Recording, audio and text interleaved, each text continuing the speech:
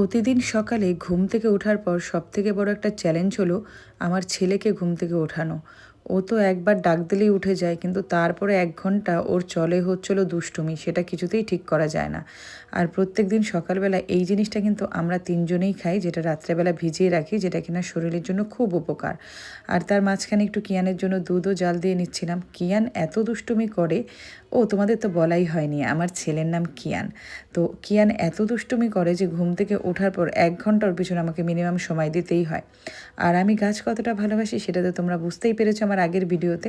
তাই আমার ছোট্ট জানলাতেও আমি কিছু জানলা বাগান করেছি, যেটা কিনা এখন সিজনাল ফুল হচ্ছে পিটুনিয়া, তো সেটাই কিছুটা বসিয়েছিলাম। তো তার মধ্যে কয়েকটাতে ফুল ফুটেছে। তো কিয়ানের কথা যেটা বলছিলাম, কিয়ান এতটাই দুষ্টুমি করে যে ওর পিছনে সকালবেলা উঠে অনেকটাই সময় দিতে হয়।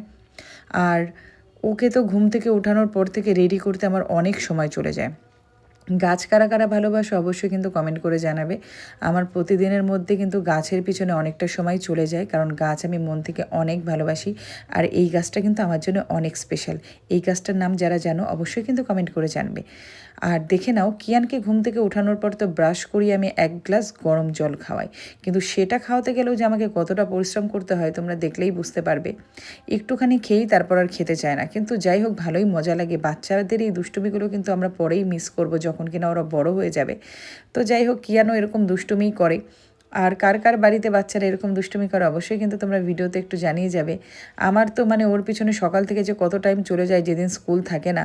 তো তারপরে কিন্তু যাই হোক কিয়ান খেয়েই নিল, ছুটি চলছে বলে তাই একটু বেশি দুষ্টুমি করে, নাহলে পরে স্কুল খোলা থাকলে আসলে সময়ই পায় না। তো তোমাদের সাথে প্রতিদিনই আমি আমার ডেলি লাইফের ভিডিও নিয়ে আসবো। তো চলো আজকের মতো এই অবধি থাকলো, সবাই ভালো।